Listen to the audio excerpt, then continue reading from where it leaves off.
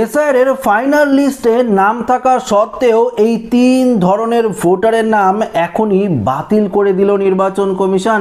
এই তিন ধরনের ভোটাররা আর ভোট দিতে পারবে না, এমনটাই স্পষ্ট করে জানিয়ে দিয়েছে জাতীয় নির্বাচন কমিশন। তো বন্ধুরা, আপনাদের নামও যদি এই তিন ক্যাটাগরির মধ্যে থেকে থাকে এবং আপনার নাম ফাইনাল লিস্টেও যদি উঠে থাকে, তারপরেও কিন্তু এখন আপনার নাম বাতিল করে দিচ্ছে নির্বাচন কমিশন, যা আজকের এই ভিডিওতে আপনাদেরকে একদম বিস্তারিতভাবে জানিয়ে দেব। তো আশা রাখবো ভিডিওটিতে আপনারা প্রত্যেকেই প্রথম থেকে শেষ পর্যন্ত সঙ্গে থাকবেন এবং নতুন হয়ে থাকলে চ্যানেলটিকে সাবস্ক্রাইব করে পাশের দেওয়া বেল আইকনটিকে প্রেস করে অল নোটিফিকেশনটিকে বাজিয়ে দেবেন। দেখুন বন্ধুরা, আপনারা প্রত্যেকেই জানেন যে এই মুহূর্তে নির্বাচন কমিশনারের তরফ থেকে আন্ডার অ্যাডজুডিকেশন থাকা ভোটারদের যে সাপ্লিমেন্টারি লিস্ট সেটা কিন্তু প্রকাশিত করছে। আপাতত যা আপডেট, সেই আপডেট অনুযায়ী 57 লক্ষ ভোটারের যে ভেরিফিকেশন সেটা কিন্তু নিষ্পত্তি করে ফেলেছে অর্থাৎ হাইকোর্টের বিচারকরা।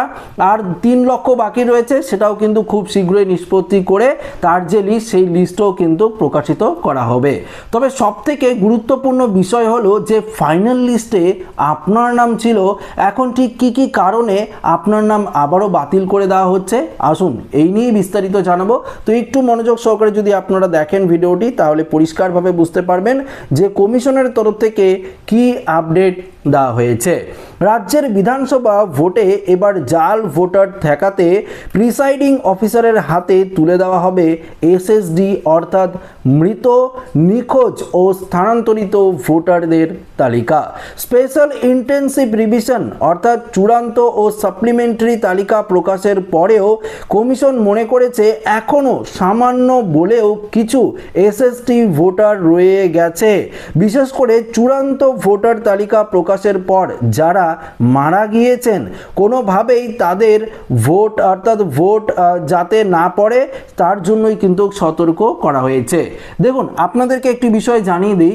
ধরুন 28 ফেব্রুয়ারি যে চূড়ান্ত তালিকা প্রকাশিত হয়েছিল, সেই চূড়ান্ত তালিকায় আপনার নাম ছিল বা আপনাদের পরিবারের অনেকেরই নাম ছিল, কিন্তু এখন সেই 28 তারিখের পর অর্থাৎ ফেব্রুয়ারির 28 তারিখের পর আজকের মধ্যে অর্থাৎ ফেব্রুয়ারির 28 তারিখের পর এবং সে নির্বাচনের যে ডেট রয়েছে এর মধ্যে যদি কেউ মারা যায়, সেক্ষেত্রে কিন্তু সে আর ভোট দিতে পারবে না। সেটা তো মারা গেছে, কিভাবে ভোট দেবে, কিন্তু তার যে ভোটার কার্ড সে দিয়েও জাল যে ভোট দেওয়া হয়, সেই জাল ভোটও কিন্তু দেওয়া হবে না, এমনটাই কিন্তু প্রিসাইডিং যে অফিসার রয়েছে তাদেরকে কিন্তু কড়া বার্তা দেওয়া হয়েছে।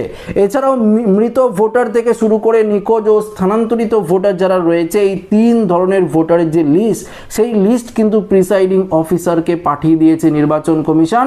সেই লিস্ট দেখে কিন্তু অর্থাৎ যেই 3 ধরনের লিস্ট কথা বললাম, তারা তো কখনোই ভোট দিতে পারবে না এবং তারাও যদি ভোট দিতে যায় তাদের সেই লিস্ট দেখে চেক করলেই তারা বেরিয়ে আসবে, তাহলে কোনো জাল ভোট কেউ দিতে পারবে না।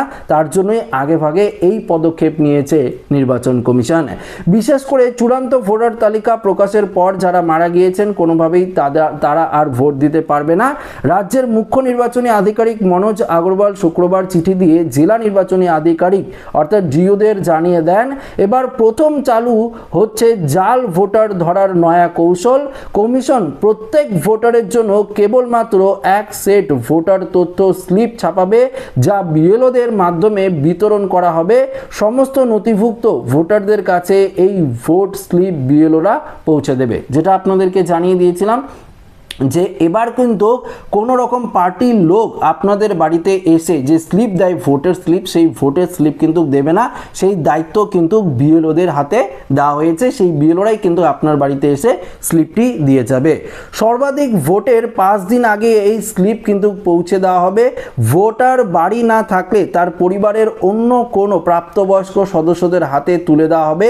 রেজিস্টার স্বাক্ষর করাবেন, অর্থাৎ রেজিস্টার খাতায় কিন্তু সেই যে সদস্য আপনার স্লিপটি নিল আপনার পরিবারের, তার স্বাক্ষর থাকবে বা টিপসই দেবেন। বিএলও এই স্লিপ বিলির সময় বিএলও বা কোনো রাজনৈতিক দলের প্রতিনিধিকে সঙ্গে নিলে তাহলে অবশ্যই রেজিস্টারে তার যেন স্বাক্ষর থাকে সেটা অবশ্যই দেখতে হবে।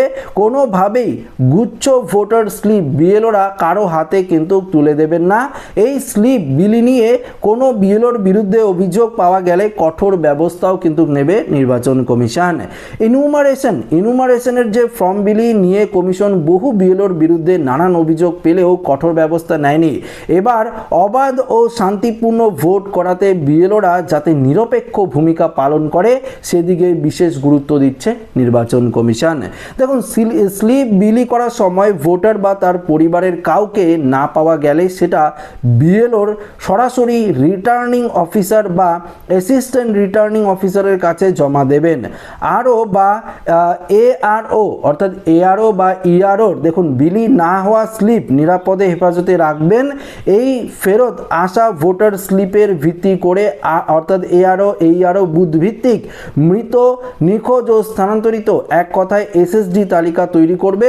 ভোটার তালিকা চিহ্নিত করে রাখবে, প্রিসাইডিং অফিসারের হাতে তুলে দেওয়া হবে। এরপরেও তালিকায় থাকা অনুপস্থিত, স্থানান্তরিত ও মৃত ভোটার দিতে এলে পরিচয়পত্র বিশেষভাবে যাচাই করা হবে। বুথে উপস্থিত প্রার্থীদের জানিয়ে দেওয়া হবে। এর জন্য ভোটারকে 17 এ ফর্ম, দেখুন পরিষ্কার বলেছে, 17 এ ফর্ম ও রেজিস্টারে নথিভুক্ত করে ব্যক্তির স্বাক্ষরের পাশাপাশি টিপসই দিয়ে ভোট দিতে দেওয়া হবে। তো বন্ধুরা, বুঝতেই পারলেন এবারের যে ইলেকশন, এই ইলেকশনকে নিয়ে কিন্তু কড়াকড়ি পদক্ষেপ নিচ্ছে নির্বাচন কমিশন। কেননা এসআইআর হয়েছে, এখনও পর্যন্ত শেষ চূড়ান্ত তালিকা প্রকাশিত করা হয়নি, তবে আশা করি 2-3 দিনের মধ্যেই সেটা কমপ্লিট করে ফেলবে। তারপর নির্বাচন কমিশন চাইছে 2021 এবং 2024-এ যে অশান্তিপূর্ণ ভোট ছিল বিভিন্ন জায়গায়, সেই সমস্ত যাতে একই রকম চিত্র দ্বিতীয়বার না হয়, তার জন্য শান্তিপূর্ণ ভোট চাইছে নির্বাচন কমিশন, এবং যাতে কোনো রকম মৃত, স্থানান্তরিত এবং নিখোঁজ ভোটাররা কখনোই যদি ভোট দিতে না পারে সেই ব্যবস্থাও কিন্তু করা হচ্ছে। এবার যদি আপনারা জাল ভোট বা কোনো রকমভাবে জালির মাধ্যমে যদি আপনারা ভোট দিতে চান, সেক্ষেত্রেও কিন্তু আপনারা ধরা পড়ে যাবেন প্রিসাইডিং অফিসারের কাছে। কেননা তাদের কাছে আগে থেকেই নিখোঁজ, স্থানান্তরিত এবং পাশাপাশি যে এসএসডির কথা বলেছে, ডিলিটেড বা মৃত ভোটার, তাদের যে লিস্ট, সেই লিস্ট কিন্তু আগেই পৌঁছে যাবে। তো আপনারা ভোট দিতে গিয়ে কিন্তু ধরা পড়ে যাবেন। তো বুঝতেই পারলেন এবারের ভোট কিন্তু কড়াকড়িভাবে করা হচ্ছে নির্বাচন কমিশনের তরফ থেকে। তো যদি আপনারা এর মধ্যে পড়ে থাকেন তো বুঝতেই পারলেন আপনার বিরুদ্ধেও কড়া ব্যবস্থা না হবে যদি আপনারা ধরা পড়েন। কেননা নির্বাচন কমিশন কিন্তু এবার কাউকে হালকাভাবে নেবে না। যদি বিএলওরাও কোনো রকম ভুল করে বা বিএলওর বিরুদ্ধেও কেউ অভিযোগ করে, যেমনটা বললো যে স্লিপ বিলি করবে প্রত্যেকের বাড়িতে গিয়ে, সেই স্লিপ বিলি করার সময় যদি কোনো রকম তারা কারসাজি করে, তাদের বিরুদ্ধেও কিন্তু কড়া ব্যবস্থা নেবে নির্বাচন কমিশন। তো বন্ধুরা, আশা রাখবো ভিডিওটি প্রত্যেকের ভালো লেগেছে। ভিডিওটি ভালো লাগলে লাইক করবেন, বন্ধুদের সাথে শেয়ার করবেন, নতুন থাকলে চ্যানেলটিকে সাবস্ক্রাইব করে আমাদের সঙ্গে জুড়ে থাকবেন। ধন্যবাদ।